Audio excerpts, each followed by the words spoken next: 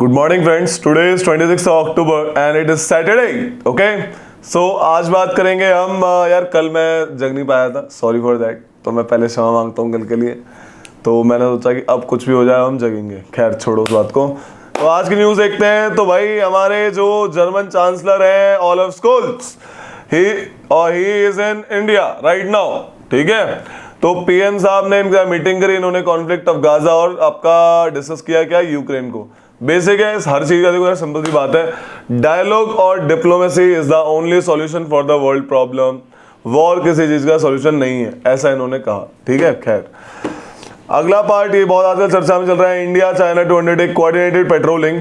मैं एक काम करूंगा, हमारे इंडिया के साथ चाइना वाले रिलेशन जो भी हैं हर एक फील्ड में, चाहे वो ट्रेड में हो, चाहे किसी भी सेक्टर में हो, क्योंकि अक्सर क्वेश्चन चाइना चल रहा है, तो चाइना का पार्ट आ सकता है एग्जाम में और ये दूसरी तरीके से पूछ लेगा यूपीएससी, राइट।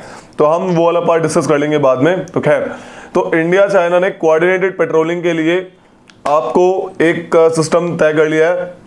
जो रिमेनिंग पॉइंट्स है डेप्सांग और डेमचोक, इनमें बात चल रही है और हमने अलाउ कर दिया है चाइना को यांगसे इन अरुणाचल प्रदेश में पेट्रोलिंग करने के लिए। ठीक है भाई, तो साफ साफ बोला कि अक्टूबर 29 तक सारा का सारा सिस्टम हो जाएगा, सारी डिसएंगेजमेंट हो जाएगी अक्टूबर 29 तक, ऐसा मिनिस्ट्री के ऑफिशियल्स ने कहा है।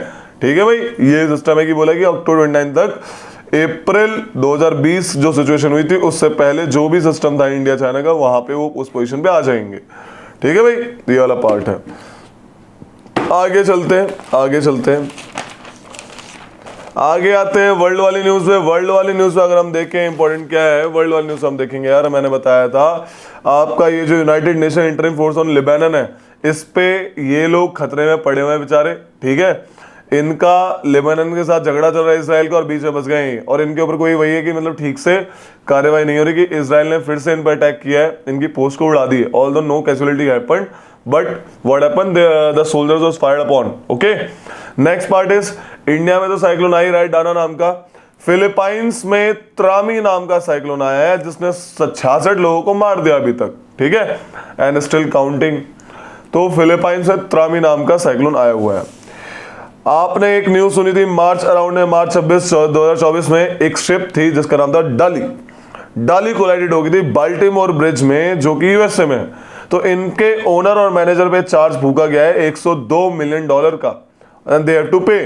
यूएस कोर्ट ने बोला $102 मिलियन दो और आप इसको सेटअप करो, क्योंकि वहां पे काफी पुअर कंडीशन थी शिप में, काफी बेकार मेंटेनेंस था, जिससे कि वो शिप आपे से बाहर चली गई थी, and ultimately they just rumped in Baltimore bridge. Next part is, south Korea ने स्लैम किया है, बोला है कि भाई आपने ऐसे गलत किया है कि भाई रशिया और पोंगयांग ने जो डिफेंस ट्रीटी साइन करी है, जिसमें साफ साफ बोला गया है अगर रशिया पे हमला होगा तो नॉर्थ कोरिया पे हमला माना जाएगा, नॉर्थ कोरिया पे हमला होगा तो रशिया पे माना जाएगा, अल्टीमेटली दोनों एक दूसरे की सैन्य मदद करेंगे। अभी ज़ेलेंस्की साहब, जो वोलोडिमिर ज़ेलेंस्की हैं, यूके के प्रेसिडेंट साहब हैं, इन्होंने यूएन के चीफ को आने से मना कर दिया है। बोला है कि आपका डबल स्टैंडर्ड है, पहले आप जाते हैं रशिया में, फिर आप यहाँ पे आते हैं, जबकि हमने आपको जो अपने जून में बुलाया था पीस कॉन्फ्रेंस, तो वहाँ तो आप नहीं आए थे और रशिया में भाग के चले गए ब्रिक्स समिट में कजान में, तो इनको मना कर दिया है। यहाँ पे ब्लैक सी की बात बहुत इंपॉर्टेंट होती है। ब्लैक सी का आपको पता होना चाहिए कौन से किन कंट्रीज के बीच में। Black Sea is surrounded by T burger, TBURGR। तो basically Black Sea surrounded by Turkey, Russia, Ukraine, Georgia. ठीक है, Russia, Georgia, Turkey, Bulgaria, Romania, Ukraine. तो ये है आपका सिस्टम, 6 कंट्री सराउंडेड है, Russia, Georgia, Turkey, Bulgaria, Romania, Ukraine, इन 6 country surrounded है आपका कौन, ब्लैक सी। तो पता होना चाहिए। अगले पार्ट पे आते हैं। देखो भाई, ये तो होगी न्यूज खत्म आपकी जो हम करते हैं आपका पार्ट। अब हम आएंगे एडिटोरियल पे। एडिटोरियल पे आके देखेंगे, बड़े प्यारे प्यारे आर्टिकल आए हैं, बात करते हैं, देखते हैं भाई एडिटोरियल में क्या कहानी है। एडिटोरियल की पहली कहानी है यहाँ पे फेयर ट्रेड की। अभी क्या होने वाला है, नवंबर में एक COP29 होने वाली है, which will be in Azerbaijan Baku. वहां पे इस बार का मुद्दा क्लाइमेट फाइनेंस होने वाला है। वही वाली बात है, जब पैसा ही नहीं होगा तो क्लाइमेट को कैसे बचाया जाएगा, तो फाइनेंस को कैसे करेंगे, इसमें बात करा गया कार्बन मार्केट के ऊपर। कार्बन मार्केट क्या है, जहां पे कार्बन क्रेडिट की सेलिंग होती है। जैसे मान लो मैं एक कंपनी हूं, मैंने बोला मैंने अपने रिक्वायरमेंट से ज्यादा कम कार्बन प्रोड्यूस कराए तो मेरे जो बचा हुआ कार्बन क्रेडिट है मैं उसको बेच सकता हूं किसी दूसरी कंपनी को जो ज्यादा पॉल्यूशन करती है और उसके बदले पैसे ले सकता हूं। तो ऐसे इसे कार्बन क्रेडिट कहते हैं। 1 million metric ton of carbon का एक कार्बन क्रेडिट बनता है, ऐसा सिस्टम। अब कहानी यहाँ पे आती है कि वर्ल्ड में अगर चलो ये ट्रेड करेंगे तो कहानी आती है कि कितनी सच्चाई है कितनी झूठाई है। मान लो कोई भी कंट्री बोलता है हाँ मेरे पास तो कार्बन है ऐसे करके, तो उस चीज को ध्यान में रख के हमें देखना पड़ेगा। ऐसा इस आर्टिकल में बोला है कि there must be a transparency and a good verification system कि इस कंट्री ने इतना कार्बन कम कर लिया है। ठीक है, ये वाला क्या बोलते हैं आर्टिकल बड़ा प्यारा है। इसमें एंटी डिफेक्शन लॉ की बात करी गई है। यार देखो क्या होता था पहले जो लेजिस्लेचर्स थे उनके ऊपर एक सीरियस एथिकल कॉन्फ्लिक्ट ये आता था, वो अपने करियर के पॉलिटिकल करियर के लिए क्या करते थे, एक पार्टी से दूसरी पार्टी शिफ्ट हो जाते थे। मान लो कोई पार्टी जीती और उसको बस 2 लेजिस्लेचर की जरूरत है, 2 लेजिस्लेचर हैं जो उसके ज्यादा है और उस पार्टी का 2 लेजिस्लेचर इधर चले गए तो मतलब उसकी मेजोरिटी खत्म हो जाएगी, है ना। तो उन 2 लेजिस्लेचर को अपोजिशन पार्टी पैसे से, गुड सीट से, कैबिनेट मिनिस्टर की पोस्ट से लुभावती थी।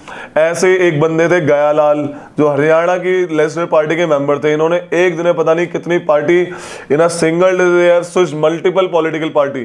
तब से एक कॉन्सेप्ट आया आया राम गया राम, जिसके सरकार ने उसको राम बोले तो आया राम गया राम वाली पार्ट बोल दी गई। ठीक है भाई, तो इस चीज को देखते हुए ताकि ऐसे सरकारें डिस्टेबल ना हो, लोग द्वारा चुने गए बंदों पे ट्रस्ट खत्म ना हो, एक एक्ट लाया गया 52nd अमेंडमेंट एक्ट। क्या लाया गया? 52nd अमेंडमेंट एक्ट, जिसके तहत 10th शेड्यूल ऐड करा गया जिसको बोला एंटी डिफेक्शन लॉ। कोई भी डिफेक्ट नहीं करेगा। इसमें कुछ क्वालिटीज क्वालिटी लाई कि भाई कोई भी अगर वॉलंटरली अपनी पार्टी शिफ्ट करता है उस बंदे को डिस्क्वालीफाई कर दिया जाएगा। अगर 2/3 बंदे, ऑल्दो ये तो बाद में लाया गया था, ये आया था 91st अमेंडमेंट एक्ट से कि जब उसमें चेंज किया था, 2/3 बंदे अगर अपनी पार्टी शिफ्ट करते हैं तभी उनको वैलिड माना जाएगा। उससे कम अगर बंदे दूसरी पार्टी में जाएंगे तो भैया दिक्कत हो जाएगी, उनको डिस्क्वालीफाई कर दिया जाएगा। ठीक है भाई, ऐसा वाला सिस्टम था। तो अभी क्या चल रहा है इसमें, अभी भी चैलेंजेस है। For example there are 2 main challenges are there. Number 1 is कि इसको डिसाइड करता है कोई बंदा डिस्क्वालीफाई हो रहा नहीं हो रहा, उसको डिसाइड करने वाला है speaker of the assembly. Speaker साहब क्या करते हैं, उसका जो नंबर 1 डिफेक्ट है, स्पीकर साहब करते हैं दिक्कत ये कि वो टाइम ज्यादा ले लेते हैं। सालों से केस पड़े हैं डिफेक्शन के, महीनों से केस पड़े हैं डिफेक्शन के, तब तक तो इन्हें टेन्योर ही खत्म हो जाता है। तो ये वाला पार्ट जो टाइम लिमिट है इसको कम करने की बात करी गई है। इस बंदे ने बोला है कि भाई आप इस टाइम लिमिट को फिक्स करिए, करीब 4 वीक में केस खत्म, रफा दफा करिए। अगर नहीं होता है तो उस बंदे को डिस्क्वालीफाई मान लिया जाएगा। दूसरा पार्ट क्या होता है इसमें बोला गया है, उस बंदे को डिस्क्वालीफाई करेंगे जो पार्टी के व्हिप की बात नहीं मानेगा। अब क्या होता है, बंदा बोलता है जब केस आता है कि मैंने तो व्हिप की बात मानी थी, व्हिप बोलता है नहीं मानी थी, तो प्रूफ वाला सिस्टम आता है। तो यहाँ पे इस बंदे ने बोला है कि प्रूफ के लिए पार्टी व्हिप को जो भी अपनी बात कहनी होगी वो एक प्रॉपर पब्लिकेशन से कहेगा, एक प्रॉपर पार्टी का न्यूज़पेपर से कहेगा, ताकि ये वाला केस खत्म ही हो जाए, ट्रांसपेरेंसी रहे। ठीक है, इस बंदे ने बोला है इन सब में रिफॉर्म करते हुए आप क्या काम कर सकते हैं, आप इन कमेटीज की रिपोर्ट ले सकते हैं, जैसे Dinesh Goswami committee report, Hashim Abdul committee report. ठीक है, आपका क्या है 170 report of the law commission of India, the report of national commission review of national working constitution of India 2002, Hashim Abdul Halim committee report 2003। इन कमेटी का आप देख सकते हैं कि रेफरेंस ले सकते हैं कुछ चीज सही करने में। यहाँ पे Nobel in hand but ARS model fall short, इसमें बोला है शॉर्ट कमिंग्स। आपको बताया इस साल का नोबेल प्राइज यानी कि सर स्रेविगस रिस्ट बैंक प्राइज 2024 मिला है 3 बंदों को, डैरोन एकमोग्लू, साइमन जॉनसन, जेम्स रॉबिन्सन। इन 3 बंदों को मिला है किस चीज पे, इन्होंने बताया है कि भाई how institutions can shape the economic prosperity. इन्होंने 2 इंस्टीट्यूशन की बात करी गई है, मैंने पहले ही बताया हुआ है, इंक्लूसिव इंस्टीट्यूशन और एक्सट्रैक्टिव इंस्टीट्यूशन। इंक्लूसिव इंस्टीट्यूशंस वो होते हैं जो कि डेमोक्रेसी राइट को अपहोल्ड रखते हैं, जहां पे लोग डेवलपमेंट करने की बात करते हैं, सिर्फ पैसा खींचने की बात नहीं करते हैं। वर्कर्स के राइट होते हैं, एम्प्लॉयर्स के राइट होते हैं, एम्प्लॉय के राइट होते हैं। बट एक्सट्रैक्टिव इंस्टीट्यूशन वो इंस्टीट्यूशन होते हैं जहां पे सिर्फ पैसा निकालने की बात करते हैं, वर्कर जाए तेल लेने, वर्कर जाए ऐसी तैसी में। तो ये सब सिस्टम होता है extractive institution, basically they are more predative. Okay, ऐसा सिस्टम है। तो यहाँ पे इन्होंने बोला है कि जहां जहां कॉलोनियल एम्पायर में इंक्लूसिव इंस्टीट्यूशंस थे जैसे कि यूएस से यूके, वहां पे सिस्टम अच्छा था। बट जहां जहां ब्रिटेन यानी वेस्ट ने जहां पे भी कॉलोनीज में एक्सट्रैक्टिव इंस्टीट्यूशन लाए थे, वहां पे मामला गड़बड़ हुआ, फॉर एग्जांपल इंडिया में ये लोग लूट के ले गए, ठीक है। तो ये वाला पार्ट है। यहाँ पे इन जो भाई साहब हैं आदित्य सिन्हा साहब, is officer on special duty research economic advisory council to minister PM साहब, इन्होंने बोला है कि इसमें मुझे 5 फ्लॉ दिखते हैं। इन्होंने पहला फ्लॉ बताया कि भाई इन्होंने सिर्फ AGR work assuming that European model of good institutions serves as the universal pathway to development। इन्होंने सिर्फ यूरोप की बात करी है कि यूरोप के मॉडल बहुत अच्छे हैं, बट ऐसा नहीं है। इन्होंने सिर्फ यूरो सेंट्रिक बात करी गई है, तो ये एक कहीं ना कहीं बायस नेचर आता है। सेकंड आता है कि भाई सेकंड क्रिटिक बोला इन्होंने कि इन्होंने वेस्टर्न डेवलपमेंट को जितना जो ग्लोरीफाई करा गया है इतना है नहीं, इनफैक्ट वहां पे ज्यादा एक्सट्रैक्टिव इंस्टीट्यूशन है, क्रोनिक कैपिटलिज्म है, इसकी वजह से वहां पे जो डेवलपमेंट वाला पार्ट हुआ। नेक्स्ट पार्ट इन्होंने क्या बोला कि थर्ड देयर फ्रेमवर्क सिंपलिस्ट हिस्टोरिकल नहीं है, हिस्ट्री में बहुत सारी चीजें ऐसी हुई जहां पे एक्सट्रैक्टिव इंस्टीट्यूशन वाला चीज थी नहीं, तो basically that was fine good at that time.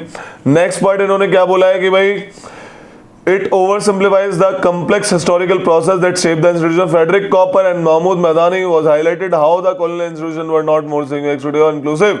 तो इसमें बोला कि ये हाइब्रिड इंस्टीट्यूशन थे, मिक्सिक इंस्टीट्यूशन थे, कोई इंक्लूसिव एक्सट्रैक्टिव इंस्टीट्यूशन नहीं थे। उनको जैसा लगा उन्होंने वैसा किया, उन्होंने लोकल वाली चीज से अपना वाला पार्ट मिक्स करके वहां पे ऐसा सिस्टम किया, ठीक है। तो ये वाले कुछ पार्ट है। इन्होंने बेसिकली बोला नॉर्थ ने मस्त तरीके से ग्लोबल साउथ को लूटा है, तब जाके वो डेवलप हुए हैं प्रॉपर तरीके से। फॉर एग्जांपल कॉन्गो आज भी गरीब है, उसके पास इतनी सारी नेचुरल वेल्थ है, still they are in poverty phase. तो ऐसे आर्टिकल खत्म हो जाते हैं। नेक्स्ट पे आते हैं, नेक्स्ट वाले पार्ट पे आते हैं भाई, आपकी देखते हैं इसमें तो कुछ ऐसे नहीं। हाँ, हमारा 21वां लाइव स्टॉक सेंसस शुरू होने वाला है, ठीक है। ये 5 साल में एक बार आता है, और अगर ये 4-5 महीनों में खत्म हो गया तो इसमें क्वेश्चन पक्का बनेंगे, लाजमी है। 21st live stock census begin, 1 lakh लोगों को रखा गया है, 5 साल में एक बार आता है। हमारे जितने भी जानवर जीव जंतु हैं उन सबको मेजर करा जाएगा, जानवरों को, ताकि हम एक अच्छी सी पॉलिसी बना सकें, ठीक है। नेक्स्ट पार्ट पे आते हैं। ये बड़ा प्यारी न्यूज लगी मुझे, बढ़िया वाली न्यूज, एक नंबर न्यूज। इसरो और डिपार्टमेंट ऑफ बायोटेक्नोलॉजी ने एग्रीमेंट साइन किया है बायोटेक्नोलॉजी रिसर्च करने के लिए स्पेस स्टेशन में। हमारा भारतीय अंतरिक्ष स्टेशन सेटअप होएगा 2028 से 35 के बीच में, और हमारी नई मिशन आने वाली है गगनयान मिशन, जिसमें हमारे बंदे जाएंगे, लाइव पीपल जाएंगे 2025-26 के बीच में। इस बीच इसरो ने डीबीडी साइन किया है कि भाई ठीक है, हम आपको रिसर्च करने देंगे, आप ऊपर जाके रिसर्च कर सकते हैं कि क्या क्या रिसर्च हो सकती है, कि कैसे weightless land in space muscle को इन्फ्लुएंस कर सकती है। Algae can be a suitable nutrient food for the longer time, algae can be a jet fuel for the longer time, ठीक है। ऐसे करके ये जो चीज है ये सब बायो मैन्युफैक्चरिंग के वाले पार्ट में आती है।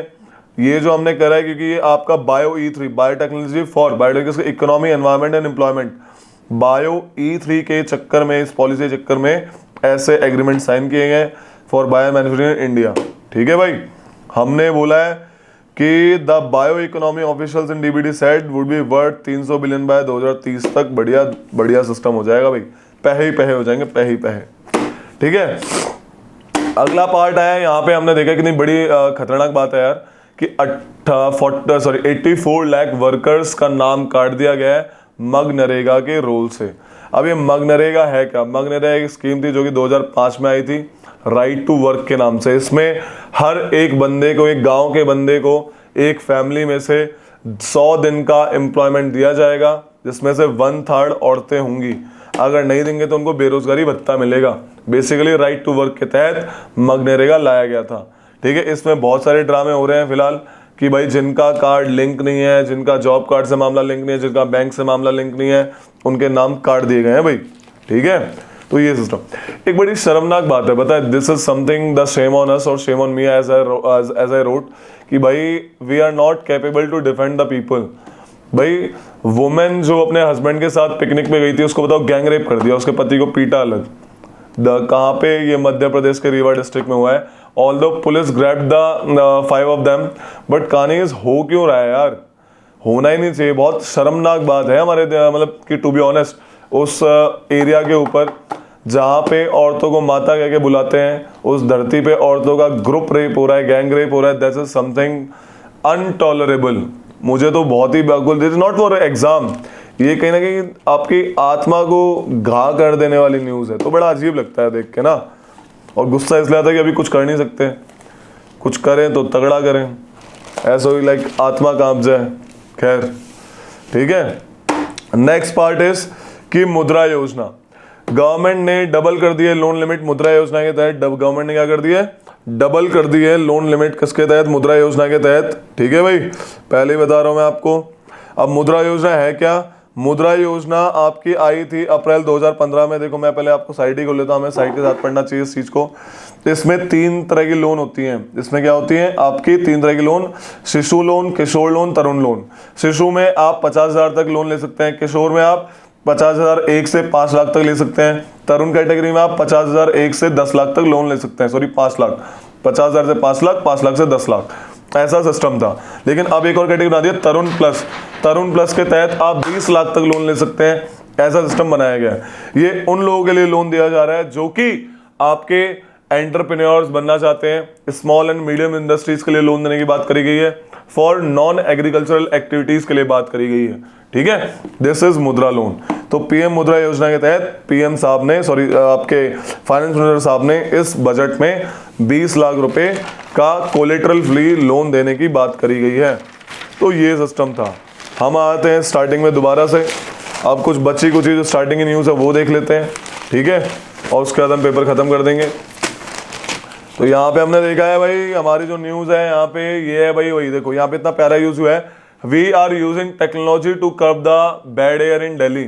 हम फार्म फायर नेबरिंग स्टेट में जो हो रही है, कंस्ट्रक्शन एक्टिविटी, पॉल्यूशन, व्हीकल वगैरह, मेट्रोलॉजिकल फैक्टर, ये सब हम ड्रोन टेक्नोलॉजी यूज करेंगे, जहाँ पे आप तरीके से क्या नापेंगे, कितना एयर पॉल्यूशन वगैरह है। ठीक है, हम और क्या करते हैं, हम रोड स्वीपिंग मशीन यूज कर सकते हैं, वाटर स्प्रिंकलर सिस्टम यूज कर सकते हैं, एंटी स्मोक गन यूज कर सकते हैं, ताकि हमारा पॉल्यूशन वगैरह कम हो जाए। यार दिल्ली में यार खतरनाक ही बात है, पता है, सर्दियों में काम करना चाहिए इस चीज़ पे। नेक्स्ट पार्ट आता है, यूपी ने एक नया सिस्टम निकाला है कि भाई डीएम और कमिश्नर की परफॉर्मेंस देखी जाएगी कि वो अपने डिस्ट्रिक्ट और एरिया में कितना पैसा इन्वेस्टमेंट ला पा रहे हैं। ठीक है भाई, तो इनकी एनुअल कॉन्फिडेंशियल रिपोर्ट यानी एसीआर में ये लिखा जाएगा कौन कितना पैसा लाया गया। ऐसा ये क्या कर रहे हैं, ऐसा ये ऐसी स्कीम ला रहे हैं ताकि उनको स्पेशल जो डीएम्स हैं जो ये करेंगे उनको एक प्रॉपर प्राइज मनी दिया जाए बाद में, यहाँ तुमने बढ़िया काम किया, बढ़िया सिस्टम किया, उनकी प्रमोशन में काम आएगा। ऐसा वहाँ के चीफ सेक्रेटरी मनोज कुमार सिंह ने कहा है। एक नया सिस्टम है, देखो क्या होता है, अगर ठीक होता है तो ठीक है, नहीं होता तो भी ठीक है, इम्प्लीमेंट करने में क्या जा रहा है ना। तो this is today the paper is. ठीक है, आज हमारा पेपर इतना ही था इंपॉर्टेंट। कल के लिए फिर से माफ़ी मांगता हूँ, कल मेरी नींद जीत गई मेरे अलार्म से और मैं जग नहीं पाया। ठीक है, तो आपको मैं कल से दोबारा मिलूंगा। थैंक यू, डेली 7 बजे मिलते हैं। जय हिंद, जय माता दी।